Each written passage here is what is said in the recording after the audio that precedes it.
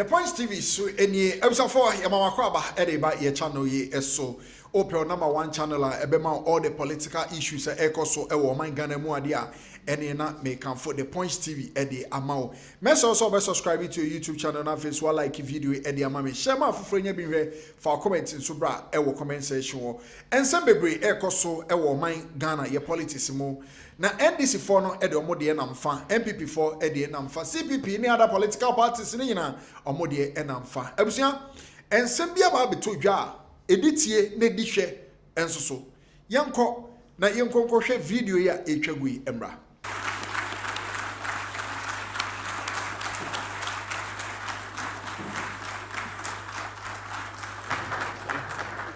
Thank you. Thank you. Thank you very much. Kindly resume your seats.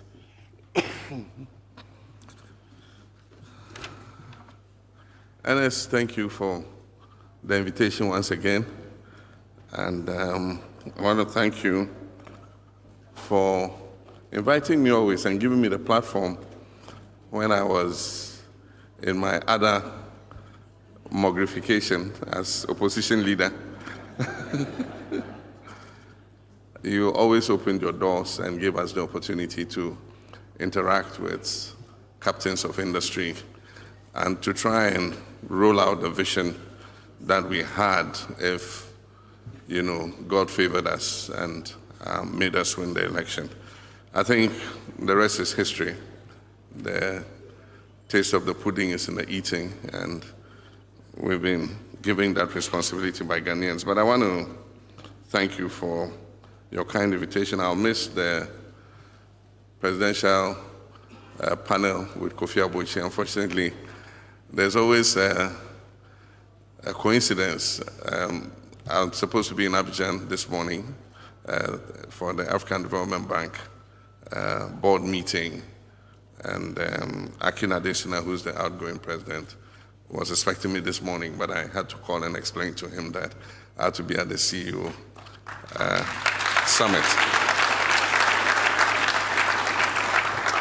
And so as much as I would have wanted to stay for quite a long time, unfortunately I'll have to run off immediately after this to catch the flight to Abidjan. I'm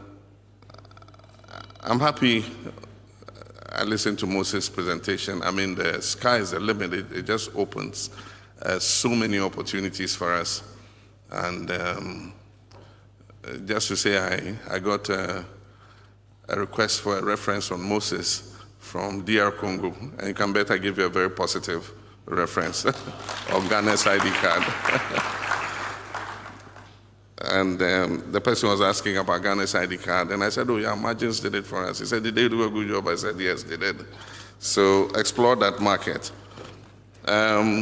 When you spoke, I mean, the opportunities are endless. We said in the budget that we're going to reintroduce road tolls. And so they've been talking about, you know, what the modality should be and all that. But the good thing today is every car is linked to the owner's Ghana card. And so we don't need to have the old toll gates and those cards that you stand and open and all that. We'll just go straight digitalized. If it's one city, if you cross the East Legon Bridge, governor and finance minister will all be happy. We'll just take a picture of your car, and then it will take the bill to your mobile money or your bank account and just pay one cedi, only one cedi. So things are looking up. I'm happy to see my friend Subi. He sold me my first EV car, a little nippy Wuling Chinese car. And today my boys quarrel over who should use it because they don't pay petrol, they don't pay electricity. The charger is in my house. So they come and park it and plug it in. And when it has a full charge, 330 kilometers, they are good to go. And so, Subi, I'm happy to see you again. But happy to see all of you in a different capacity today. Nana Akufo-Addo would have said, levels don't change. So good morning, and I'm happy to be here as the President of the Republic of Ghana. I have just a short statement, and it is my honor and pleasure to address you at this year's CEO Summit, an event that has over the years become the foremost platform for strategic thinking and engagement and public-private partnerships. It brings together the nation's most influential economic actors, and it is heartening to note how your community has maintained your resolve even through the trying times of the recent past. This year's theme, Leading Ghana's Economic Reset, Transforming Business and Governance for a Sustainable Futuristic Economy, could not have been more appropriate. It challenges us to examine where we have come from, acknowledge where we have faltered, and above all, define where we must go as a nation. Today, I wish to structure my remarks around two broad ideas.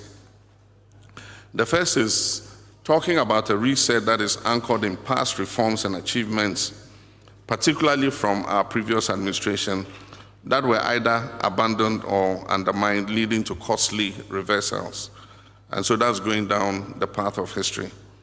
The second is a reset for the future, one that embraces innovation, transparency, and shared growth. A reset designed to restore confidence and elevate our economy through bold but responsible leadership. So let us begin with where we lost our footing, because it is said that for those who don't learn the lessons of the past, they are bound to make the same mistakes. Between 2013 and 2016, my administration took bold steps to deepen Ghana's domestic and external financial markets. Under ministers like Dr. Kwabena Dufo and later Mr. Setekwe, who we are privileged to have here with us, and in partnership with the central bank and commercial banks, we introduced medium and long-term domestic bonds, listed them on the Ghana Stock Exchange, and operationalized the Central Securities Depository to improve transparency and liquidity. We went further. Ghana became one of the few African countries to issue a $200 million denominated domestic bond, a strategic innovation that supported our smart borrowing initiative. And I'm happy to say that bond was oversubscribed. Simultaneously, we accessed external capital markets responsibly. From 2013 to 2016, Ghana issued 4 Eurobonds, all without default. And these were anchored in a sinking fund mechanism designed to ensure repayment. We applied over $335 million from our oil-funded sinking fund to settle maturing Eurobond liabilities.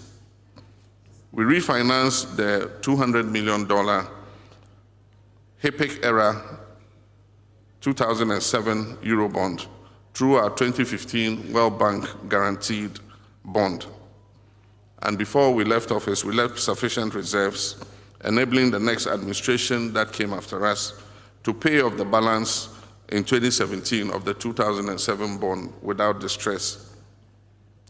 Ladies and gentlemen, this was not magic. It was just discipline and it was foresight. Tragically, this architecture was dismantled. Between 2017 and 2022, debt accumulation skyrocketed, and yet the framework to ensure repayment was abandoned. As a consequence, Ghana defaulted on both the domestic and external debts, a first in our post-independence history. Investors, businesses, and pensioners suffered crushing losses through the domestic debt exchange program, with crude haircuts eroding trust in the financial system. Ghana's creditworthiness was downgraded to junk status, and public sector arrears ballooned, and SMEs were squeezed out of the credit market. This was not simply a matter of global shocks. Other countries with smaller resource bases managed their recoveries much better than us. In our case, poor fiscal management, opaque collateralization of statutory funds, and disregard for procurement and accountability rules were major contributory factors. The results are visible: a loss of access to capital markets, both domestic and foreign. the collapse of investor confidence, and a shrinking private sector unable to plan, invest, or expand. Let us be honest with ourselves. A true reset must begin by learning from what worked and what was recklessly abandoned. And so the first thing to look at is, how do we lead a reset for the future, a path to recovery and resilience? Distinguished participants, despite these challenges, I remain optimistic. Ghana has what it takes to recover, not by repeating the past mistakes, but by learning from it and innovating for the future. Let me outline 8 key pillars of the economic reset that we envisage. Number 1 is completing the IMF program with discipline. We'll continue the discipline in government expenditure and borrowing and work to achieve all targets under the extended credit fund with a program with the IMF. We expect to conclude the 4th review of the IMF program in June 2025 with a target to exit at the end of the program in 2026. And thereafter, we'll participate in Article 4 consultations and adopt the policy support instrument framework, signaling Ghana's return to responsible, non-borrowing engagement with the fund. And the second is reopening domestic and international capital markets. We're working to reopen Ghana's bond market in collaboration with the IMF and our development partners, the Ghana Stock Exchange and local banks. However, future borrowing will be linked to self-financing commercially viable projects, particularly by MDAs, MMDAs, and SOEs, ensuring value for money and sustainable repayment. The third is strengthening sovereign funds and local government financing. We'll amend the Public Financial Management Act and Constitution to make contributions to the sinking and stabilization funds mandatory. It will not be optional. So a certain percentage of funds must be committed to the sinking and stabilization funds. We also intend to empower MMDAs to issue infrastructure and municipal bonds secured against a portion of their district assemblies common fund to fund infrastructure projects such as roads, schools, water systems, and local industry in the districts. And the fourth is clearing verified arrears and rationalizing public investment.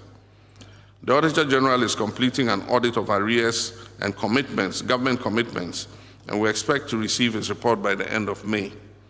We'll then commence to clear legitimate arrears transparently and enforce commitment controls through the gift mix and the IPSAS-based accounting systems.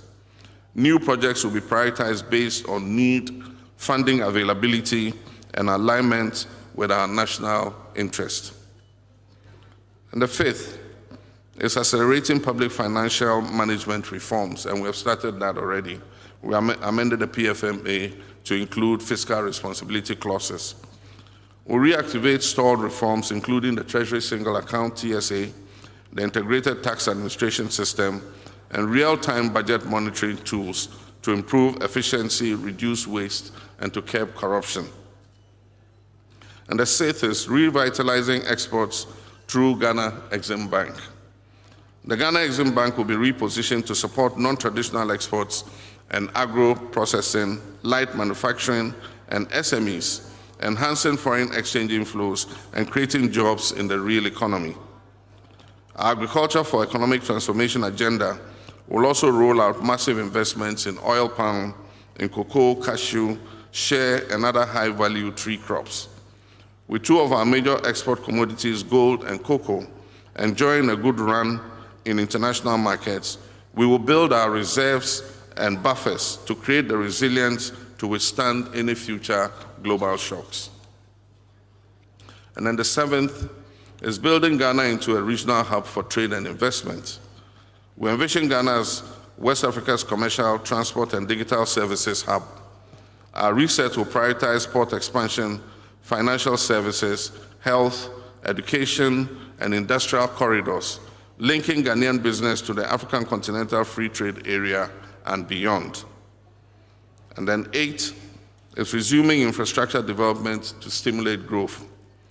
Infrastructure investment is not optional. We'll resume priority projects in the roads, energy, water, housing, and urban renewal sectors, not through reckless borrowing, but through innovative financing systems like the Big Push, PPPs, and other strategic partnerships. So now, what does this reset mean for business? Distinguished CEOs, this reset will only succeed with the private sector at its core. We're restoring macroeconomic stability not as an end in itself, but as a platform for private investment. And in that regard, we will ensure policy predictability to enable medium and long-term planning for you. Access to credit and capital markets will not crowd you out. We'll borrow responsibly and restrain ourselves in government borrowing so that the rest of the credit is available for you to expand your businesses. Consultation with industry will occur before any major reforms are done. And finally, a fiscal environment that rewards value creation and not rent seeking. And so, like I said, you will not only be consulted in major government policy, you will be empowered to take advantage of it. We'll institutionalize a national business consultative platform to bring government and the private sector together biannually, twice a year, for policy feedback, reform monitoring, and joint priority setting. And I'm pleased to say this was one of the promises I made to you, that we'll consult twice a year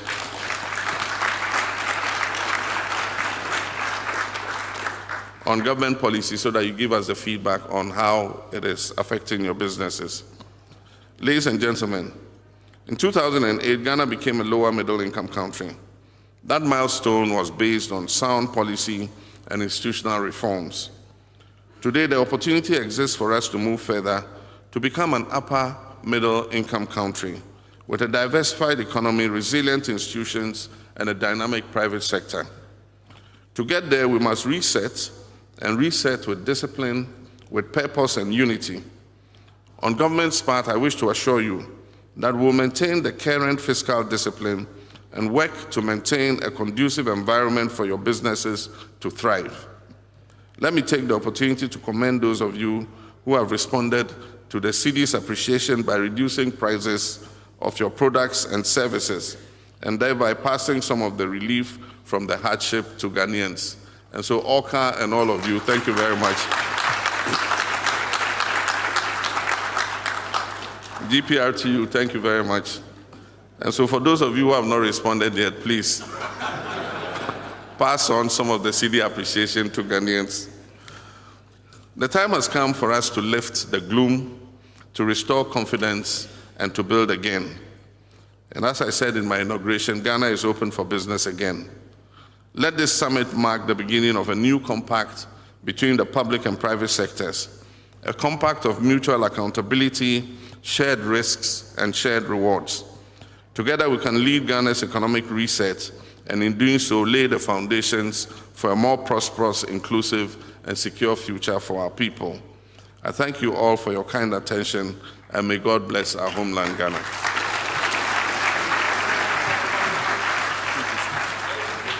The President of our Republic, His Excellency John Dramani Mahama. Mr. President, if it pleases you, I would like to invite to join you here, our convener, together with the chair of the CEOs Network, Professor Ernest Abochi. A round of applause for them, please. I was for what to be. One with the echo so a man Ghana, your politics, emo. So what dream and answer for our comments, bra. I will comment sexual video. Mess also be like it, and so I share my friend. You be share now. For comment in the bra, I will comment sexual. I was saying, I said, I make the Punch TV. Macramo.